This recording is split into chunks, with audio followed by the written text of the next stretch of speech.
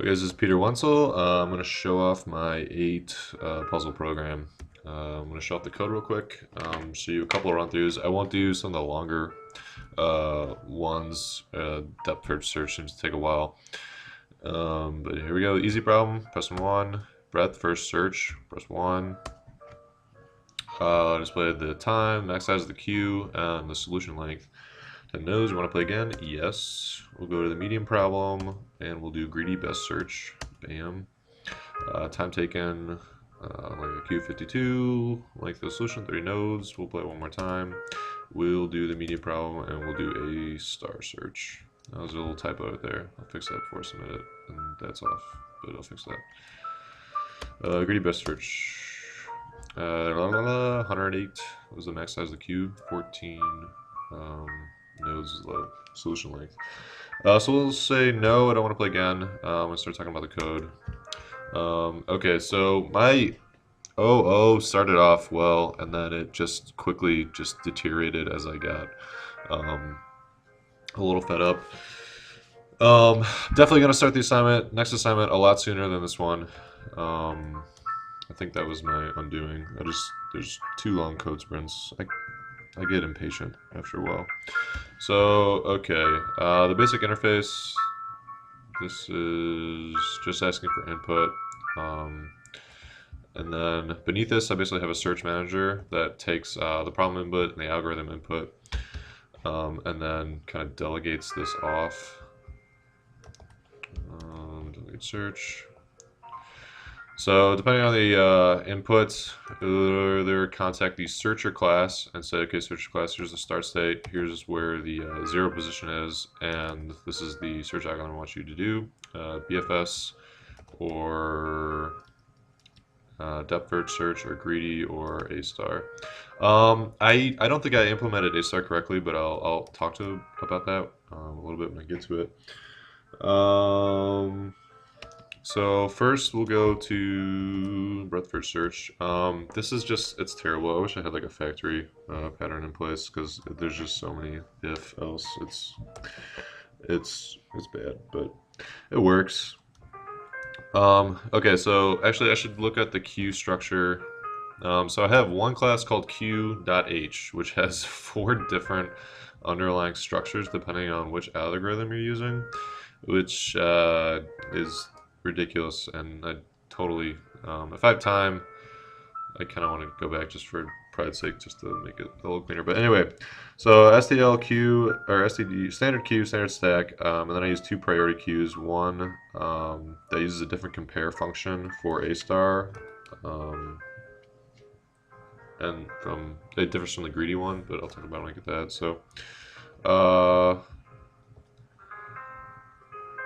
So if you use, where am I searching? CPP. If you use BFS, we're pushing to the front of the queue.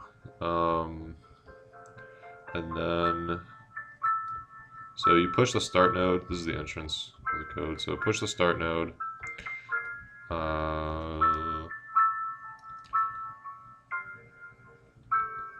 then while the goal state has not been found, I'm going to pop the appropriate data structure depending on the algorithm used, and I'm going to examine the current depth. That was used for iterative deepening.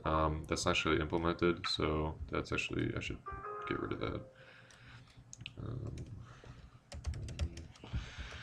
that. So this checks to see if the pop node is the goal state, and if it is, it does some recording and then breaks out of this while loop. If you're not the goal state, then you call it successor function on the child. So we'll take a look at that.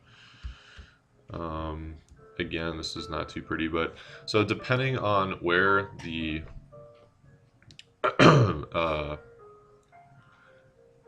the 0 position is, it'll call either a right, down, up, left function, and that basically just produces a new node with the corresponding like appropriate state. And in those functions, they look pretty much the same, but they do check to see if, and this is where I think I went wrong with A star. This is where I did my duplicate state checking. I have an unordered map, which I believe is a hash table underneath the hood. That's what the internet told me. But so I stringify the state basically, and then put it in the key, put it as a key, and then store the node. So get out of there. And this recording box is kind of in the way. So after we have the children, we iterate through that node's children, and depending on the algorithm, we're pushing it to the appropriate data structure. Again, I wish I kind of hid all this awful gunk. Yeah, so just pushing and popping and checking. And once the right state is found, then it returns. I have my little timer class here. Start clock gets the time difference. Output. I reset the clock and then I do some cleanup. And that's that. That's pretty much that. I also go into the A-star search.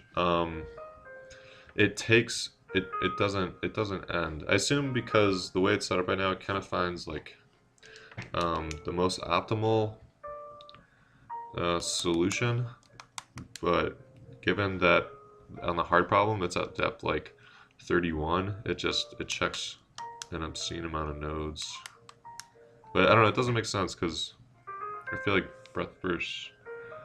I don't know. I'll talk about it in my analysis. So that's my code.